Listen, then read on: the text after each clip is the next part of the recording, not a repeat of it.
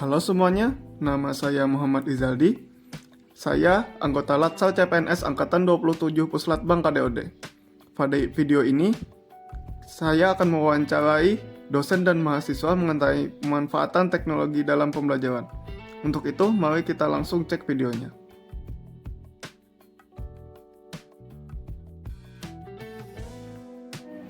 Selamat siang Pak Winata. Saya boleh minta waktu sebentar ya Pak? Oh boleh. Oke. Untuk wawancara tentang pemanfaatan teknologi. Ini langsung ke pertanyaannya saja. Pernahkah Bapak menggunakan aplikasi software dalam proses perkuliahan? Pernah. Pernah. Bisa mungkin dijelaskan aplikasi yang mana untuk apa? Oke. Jadi beberapa aplikasi yang kita gunakan ya, yang saya gunakan saja. Karena kan memang di pandemi ini walaupun dalam tatap muka secara terbatas ada beberapa aturan, memang kita mau tidak mau harus siap bagaimana menggunakan aplikasi. Nah, beberapa aplikasi yang memang saya gunakan seperti Google Classroom, Zoom, saya lebih banyak menggunakan Gmail sebenarnya. Kenapa saya lebih banyak menggunakan Google Classroom tadi sebenarnya karena memang beberapa keunggulan saya lebih prefernya ke Google Classroom. Jadi dalam Google Classroom itu kalau kita lihat ada beberapa seperti pertama langsung muncul kolom chat segala macam. Jadi kita tidak perlu membuat mungkin grup tersendiri untuk membahas tentang materi pada hari itu. Bahkan pada bagian tugasnya pun juga kita bisa menyelipkan berbagai macam fitur-fitur yang memang didukung oleh Google. Jadi memang karena ini di bawah Google jadi enak sekali, banyak fitur-fitur yang memang langsung ketika kita masukkan linknya dia langsung terbaca oleh Google. Jadi contoh misalkan kita ingin mengambil materi yang sudah ada di YouTube misalkan, jadi hanya tinggal masukkan linknya saja.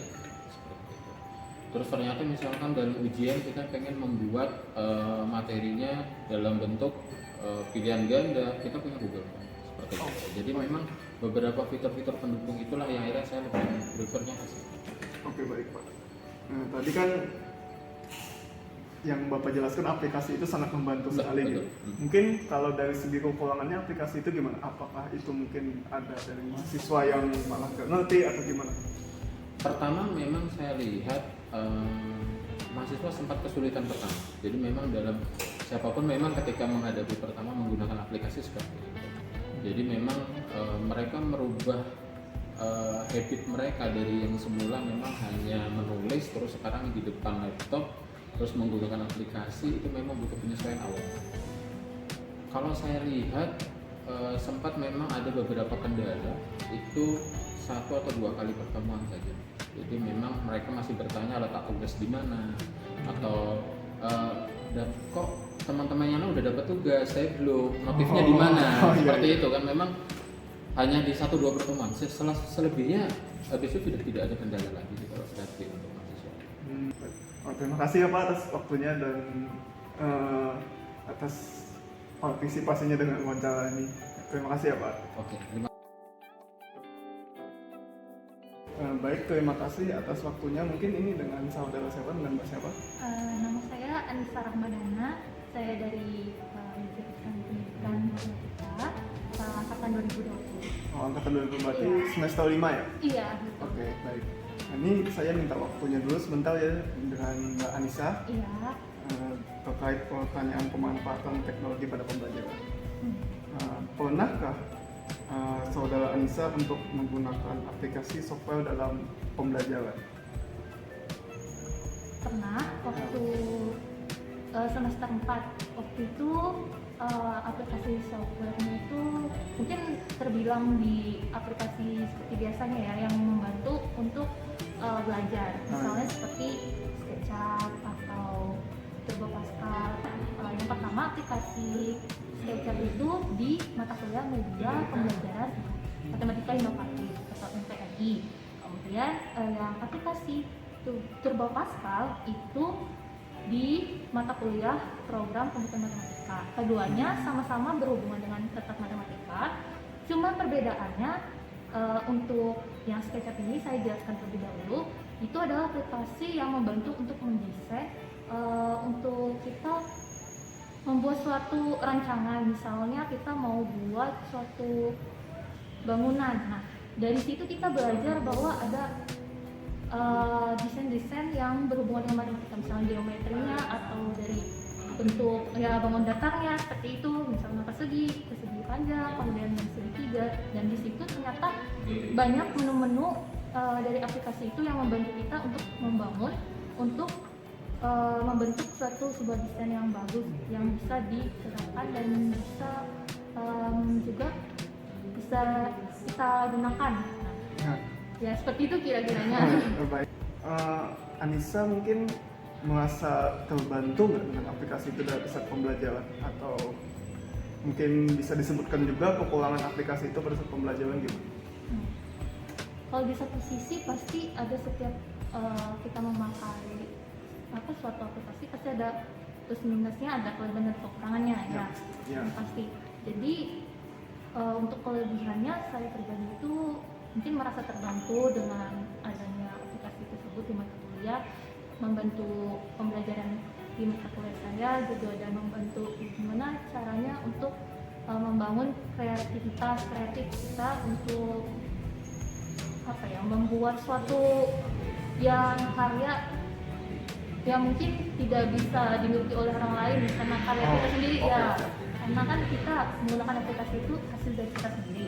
Kemudian untuk kekurangannya mungkin karena ada kendala dari misalnya laptop kita, komputer kita mungkin yang memang tidak memadai, tidak cukup, ya itu pasti kendalanya salah satunya. Kemudian yang kedua adalah gimana mungkin kita pengaplikasiannya ya mungkin ya kadang masih belum ngerti gitu. Masih belum ngerti bisa juga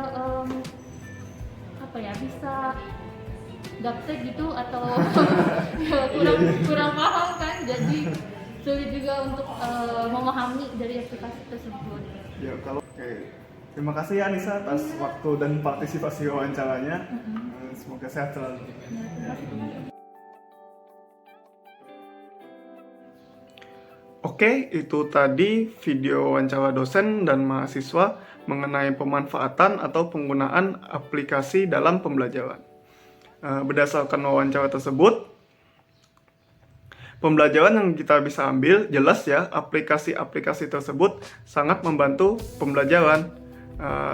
Karena dengan adanya aplikasi-aplikasi tersebut seperti Google Classroom dan Google Meet yang sebelumnya tidak bisa pembelajaran online sekarang menjadi bisa. Terus dengan ada aplikasinya SketchUp atau saya yang biasa gunakan GeoGebra, itu mahasiswa bisa membuat objek-objek geometri mereka. Terus juga ada tadi aplikasi Turbo Pascal yang membantu mereka untuk membuat rumus dalam pemrograman matematika. Selain itu, aplikasi ini juga bisa mengembangkan kreativitas mahasiswa karena dengan adanya misal Turbo Pascal, mereka bisa membuat bahasa pemrograman mereka sendiri untuk membuat rumus-rumus matematika mereka sendiri. Terus juga dengan adanya SketchUp atau GeoGebra, mereka bisa membuat objek geometri mereka sendiri. Namun untuk kekurangannya, mahasiswa itu perlu mempelajari aplikasi tersebut bagi yang belum pernah menggunakannya sebelum untuk mengikuti perkuliahan. Sehingga hal ini membuat mahasiswa miskomunikasi kadang dan juga ketinggalan dalam pembelajaran. Walaupun nanti mahasiswa tersebut dapat mengikutinya kembali. Untuk kekurangan yang lain mungkin mahasiswa masih menggunakan perangkat yang belum memadai atau yang belum mendukung aplikasi tersebut sehingga mereka tidak bisa atau kesusahan mengikuti perkuliahan yang menggunakan aplikasi tersebut. Baik, itu saja dari saya. Semoga video ini bermanfaat. Saya Muhammad Rizaldi undur diri. Salam sehat dan sejahtera. Terima kasih.